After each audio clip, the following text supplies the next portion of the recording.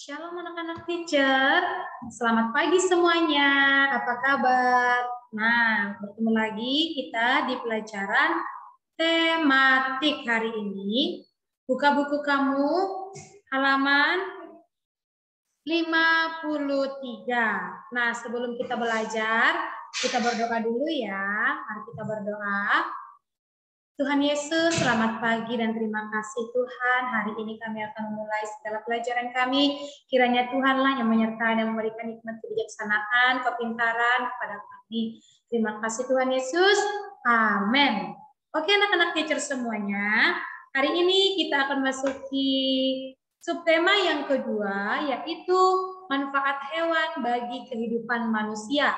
Kalau di subtema 1, manfaat tumbuhan, ya, manfaat makhluk hidup terhadap satu makhluk hidup, manfaat tumbuhan bagi manusia. Nah, sekarang adalah manfaat hewan bagi kehidupan manusia. Setelah menonton video ini, anak-anak teacher akan memahami tentang pesan apa yang terkandung dalam dongeng. Nah, kemudian anak-anak teacher juga pasti akan mengetahui dan dapat membuat bahkan menjawab pertanyaan yang berdasarkan isi dongeng. Kemudian menyelesaikan soal pertukaran pada perkalian. Kalau di sebelumnya pertukaran pada penjumlahan, sekarang pertukaran pada perkalian. Kemudian anak-anak teacher juga bisa menirukan gerak hewan yang cepat dan lambat. Dan yang terakhir, anak-anak teacher pasti akan bisa melakukan gerak meloncat menirukan gerak hewan. Jadi langsung aja buka bukumu halaman 53, manfaat hewan bagi kehidupan manusia. Nah, Benny memelihara ayam. Ini ada di halaman 54. Ada ayam jago, ayam betina, dan anak-anak ayam. Setiap hari, Benny dibangunkan dengan suara ayam jago. Ayam jagonya berkokok nyaring sekali setiap pagi.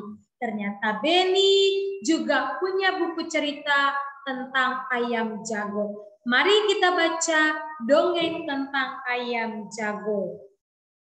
Ayam jago. Pengarang anonim. Anonim artinya tidak diketahui siapa pengarangnya ya nak ya. Ada ayam jago baru di suatu dusun. Dia datang dari kota yang jauh sekali. Suatu ketika ayam jago terjaga dari tidurnya. Matanya yang masih mengantuk perlahan terbuka. Di langit dia melihat benda bundar berwarna kuning keemasan. Itu pasti matahari. Padahal sebenarnya apa nak? Bulan dan bintang, ya kan? Itu pasti matahari, katanya dalam pikirannya. Maka, walaupun dia masih mengantuk, dia melompat ke atas pagar. Kukuruyu, hari sudah pagi, kokoknya keras-keras. Induk ayam bergegas berlarian keluar. Mereka mulai mengais-ngais mencari makanan. Wah, betapa gelapnya hari ini, keluh mereka. Tiba-tiba terbang melintas seekor burung hantu. Dia hinggap di atas pohon dekat mereka. Kamu siapa? Tanya si ayam jago baru. Aku burung hantu, jawabnya. Hai, mengapa kalian ribut-ribut di tengah malam begini? Si ayam jago tadi berkokok. Itu tanda hari sudah pagi, ujar induk ayam itu. Mereka kemudian ribut bergumam. Si burung hantu menepukkan sayapnya meminta mereka tenang. Iya, itu matahari sudah terbit di langit, ujar si jago. Si burung hantu tertawa terbahak-bahak. Itu bukan matahari, itu adalah bulan purnama, katanya. Induk-induk ayam kembali bergumam. Mereka kembali ke tempat masing-masing dan tidur lagi. Si ayam jago merasa malu. Dia berjanji besok lagi akan membuka kedua matanya lebar-lebar. Dia harus yakin yang dilihatnya adalah matahari. Setelah itu baru dia akan berkokok. Nah, lucu sekali ya cerita si ayam jago ini ya. Iya. Nah, apa judul cerita di atas? Ayam jago. Jadi pesan apa yang bisa kita ambil dari cerita ini? Nah, anak-anak pasti sudah tahu apa yang bisa kita ambil dari sini. Oke. Kita lanjut. Halaman 59. Ayam sangat bermanfaat bagi manusia. Telur, daging, kulit, dan bulu adalah bagian ayam yang dapat diambil manfaatnya. Nah, jadi kan subtema kita adalah manfaat hewan bagi manusia. Jadi contohnya adalah ayam. Ayam itu apa yang bisa kita manfaatkan dari ayam? Dagingnya ya, daging ayam, telurnya, bahkan bulu ayam. Untuk apa teacher bulu ayam? Ya, untuk membuat kemoceng, membersihkan debu-debu pakai kemoceng bulu ayam ya. Selanjutnya kita belajar tentang pertukaran pada perkalian. Ayam-ayam Beni tinggal di kandang belakang rumah. Beni memiliki 10 anak ayam. Beni ingin menempatkan anak-anak ayam secara berkelompok. Jadi di sini terjadi pengelompokan. Pertama, Beni memasukkan 2 ekor ayam ke dalam tiap ruangan di kandang. Kedua, Beni kemudian mengubah banyak anak ayam tiap kelompok menjadi 5 ekor. Nah, 10 anak ayam jika dia dibuat per kelompok 2 per kelompok maka akan memenuhi 5 kelompok. Jadi setiap misalnya kandang ya, 2 ayamnya itu dimasukkan dalam 1 kandang. Jumlah anak ayam itu 10, maka 2 terjadi 5 kandang. Ada 5 kandang. Jadi penulisan lambang bilangan adalah 5 dikali 2. Artinya 5 kelompok yang isinya ada 2. Isinya 2 ya. Berarti kelompoknya ada 5. 5 dikali 2 sama dengan 10. Nah, diganti lagi. Sekarang kelompoknya yang 2. Kalau yang tadi yang di atas kelompoknya 5. Sekarang kelompoknya 2. Kalau 2 kelompoknya supaya 10 anak ayamnya, maka setiap kelompok isinya 5. Jadi penulisannya adalah 2 kelompok dikali 5 ayam sama dengan 10. Maka pertukaran perkalian itu adalah 5 dikali 2 sama itu artinya dengan 2 dikali 5. Inilah yang dimaksud dengan pertukaran perkalian. Oke, ini 5 kelompok. Isinya 2, ya kan? Nah, ganti. Bagaimana kalau 2 kelompok? Berarti ditukar 2 kelompok. Berapa isinya? Isinya 5. Jadi jumlahnya tetap 10. Jadi kesimpulannya 5 kali 2 sama dengan 2 dikali 5. Paham? Oke, contoh yang lain teacher kasih. Halaman 60. Beni memiliki 12 ayam jago. Nah, sekarang 12 ya. Ayam jagonya ada di dalam kandang. Dia ingin mengelompokkan. Ya, sama seperti barusan ya yang teacher jelaskan itu. Nah, 12 itu jika dimasukkan ke dalam 2 kandang atau 2 kelompok, maka setiap kandang atau kelompok isinya 6. Bagaimana kalau ditukar 6 kelompok? Maka isinya adalah 2. Jadi kesimpulannya 2 dikali 6 itu sama artinya dengan 6 dikali 2. Ini yang menjadi kesimpulannya. 2 dikali 6 sama dengan 6 dikali 2. 2 kelompok isinya 6 sama dengan 6 kelompok isinya 2. Oke? Oke, yang terakhir masih di halaman 60 yang gambar telur. Ya. Di sini dia berapa nih? 3 kelompok isinya 5. Maka 3 dikali 5 jumlah telur semuanya adalah 15. Bagaimana kalau ditukar dia? 5 kelompok yang isinya 3 telur. Maka 5 dikali 3 tetap 15. Kesimpulannya adalah 3 dikali 5, artinya 3 kelompok isinya 5 telur, sama dengan 5 kelompok isinya 3 telur. Paham?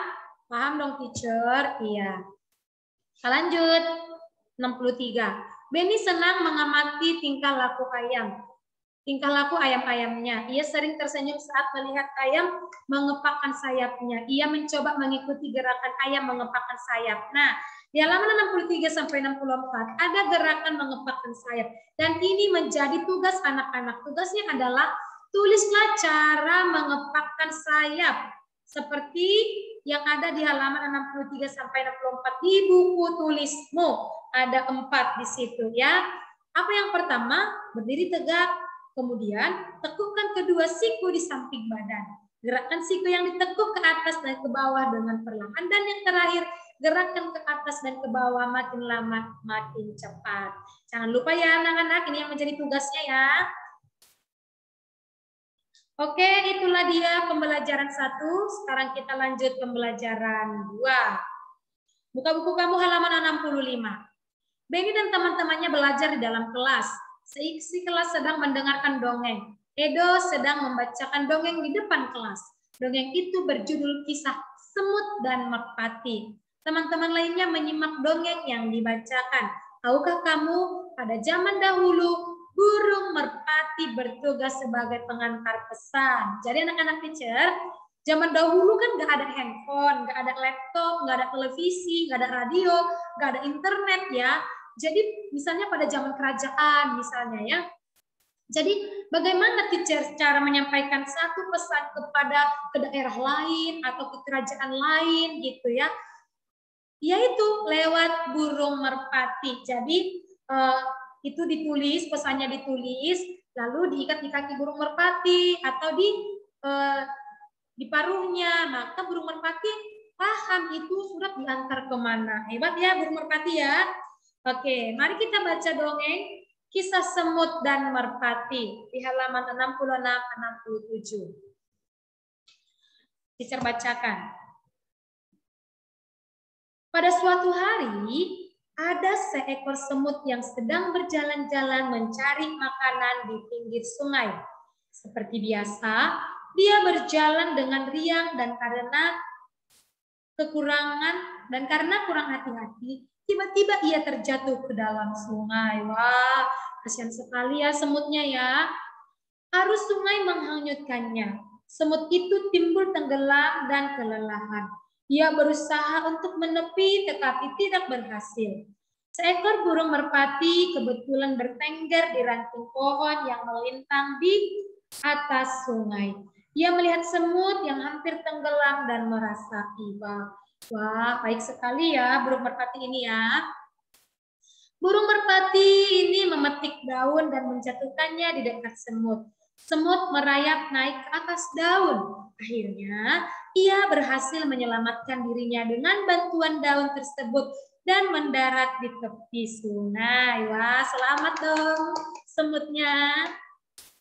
Tidak lama kemudian, sang semut melihat seorang pemburu burung sedang mengendap-endap berusaha mendekati burung merpati yang telah menolongnya tadi.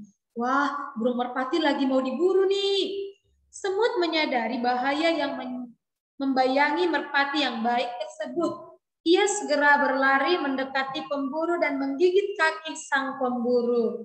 Wah, baik juga ya ternyata semut ini ya. Dia menolong burung merpati dari buruan si pemburu. Yang kelima, pemburu itu kesakitan dan terkejut karena digigit semut. Ia mengibaskan ranting yang tadinya akan digunakan untuk menangkap burung. Burung merpati menyadari keberadaan pemburu yang sibuk mengibas-ibaskan ranting.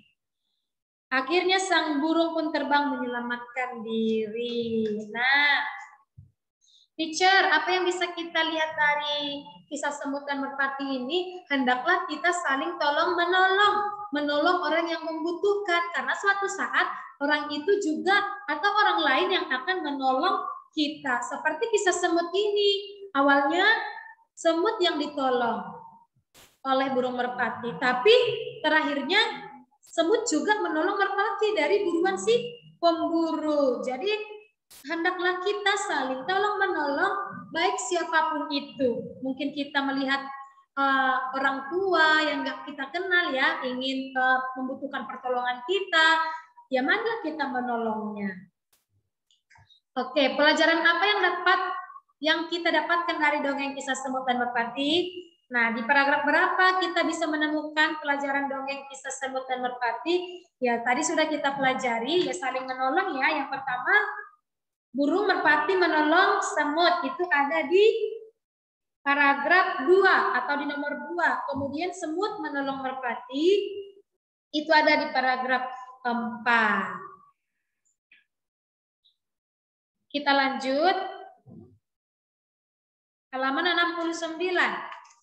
Benny memelihara ayam di rumah karena ia menyukai binatang. Ayah Benny membuatkan kandang ayam. Setiap hari, Benny memberi makan dan minum kepada ayam-ayamnya. Ayam-ayamnya sudah ada yang bertelur. Benny bertugas mengumpulkan telur-telur itu. Ayah Benny juga menyukai binatang. Ia memelihara burung beo. Burung beo ayah bisa bicara. Ayah juga orang yang lucu. Ia mengajari burung beo berkata-kata lucu. Ayah dan Benny sering tertawa mendengarnya. Kadang-kadang Benny suka menggoda burung beo ayah. Nah, setiap manusia memiliki sifat masing-masing ya anak-anak ya. Dalam keluarga ada yang memiliki sifat yang sama, namun ada juga yang memiliki sifat yang berbeda. Dari cerita di atas kita tahu bahwa sifat Benny rajin dan menyukai binatang. Bagaimana kalau sifat ayah? Sama, sifat ayah juga iya, rajin dan menyukai binatang. Jadi, walaupun misalnya Benny dan ayah memiliki sifat yang sama, ya, mereka hidup rukun. Bagaimana dengan kita yang memiliki sifat yang berbeda? Misalnya nih, anak teacher suka memelihara binatang, kucing, atau kelinci, atau ayam, atau dog. Bagaimana kalau kakaknya atau abangnya tidak suka? Ya harus tetap saling menghormati, ya, saling menghargai. Abang menghargai adik atau menghormati adik yang suka memelihara, adik juga menghormati atau menghargai abang atau kakaknya yang tidak menyukai. Supaya apa? Supaya terjadi kerukunan. Oke, kita lanjut. Edo paling jago kalau diminta menurunkan gerak dan ekspresi wajah seseorang. Wah, hebat banget Edo ini ya. Edo tahu kalau Benny menyayangi binatang. Ia suka menirukan tingkah laku dan ekspresi saat mengelus-ngelus ayamnya. Kegiatan menirukan gerak dan ekspresi wajah seseorang disebut pantomim. Jadi kalau anak-anak teacher main tebak-tebakan, menebak atau mempraktekkan suatu gerak hewan, misalnya kucing, oke, dibuat gerakannya, atau ayam yang berkokok, atau bebek yang sedang berenang, atau ayam mengepak-ngepakkan sayapnya tanpa suara ya, hanya gerakan tubuhnya atau wajah saja, maka itu disebut dengan pantomim. Apa anak-anak? Pantomim. Mari kita bermain pantomim. Nah, anak-anak teacher pasti pernah ya melihat kelinci atau kakak yang sedang melompat, ya kan? Pernah dong teacher. Nah, bagaimana cara kelinci dan kakak yang melompat itu? Nah, kita akan melakukannya dalam gerakan meloncat dalam permainan loncat tali. Oh, berarti dipraktekkan atau diperagakan pada permainan loncat tali. Nah, bagaimana permainan loncat tali? Itu ada di halaman 72. Pastinya dua orang temanmu akan memutar tali dan kamu mulai meloncat. Ini dia. Sebelum meloncat, pastikan jarak antara dua kaki cukup lebar. Satu, kaki lurus dengan lengan menggantung di depan tubuh. Dua, posisi tubuh jongkok dengan jarak dua kaki cukup lebar, posisi dada tegak. Nah, tubuh melesat ke udara dengan tangan terbuka ke atas, mendarat dengan kaki depan dan lutut menekuk. Jadi saat bermain lompat tali, anak-anak boleh sambil memperagakan atau melakukan pantomim gerak kelinci melompat ataupun kodok. Bisa ya, boleh dipraktekkan di rumahnya bersama mama sama adik atau kakaknya. Oke, jadi tugas yang kedua, setelah tugas yang ada di halaman berapa tadi? Di halaman 63 itu, selain tugas menuliskan cara mengepakkan sayap ayam, Tugas anak-anak ada di halaman 61, pasti ini pertukaran pada perkalian. Halaman 61, nomor 2 dan nomor 3. Ini pertukaran perkalian tadi anak ya. Oke, itu saja teacher, penjelasan teacher. Semoga anak-anak dapat memahaminya, pertukaran pada perkalian, kemudian tentang dongeng, ya, gerak, pantomim. Oke, baik. Nanti kalau ada misalnya yang kurang jelas, boleh call teacher atau video call sama teacher. Kita tutup, mari kita berdoa. Terima kasih Tuhan untuk pelajaran hari ini. Terlebih Tuhan berkatilah anak-anak kami yang belajar di rumah. Biarlah mereka tetap semangat dalam mengikuti pelajaran. Dalam nama Tuhan Yesus kami berdoa dan mengucap syukur. Amin.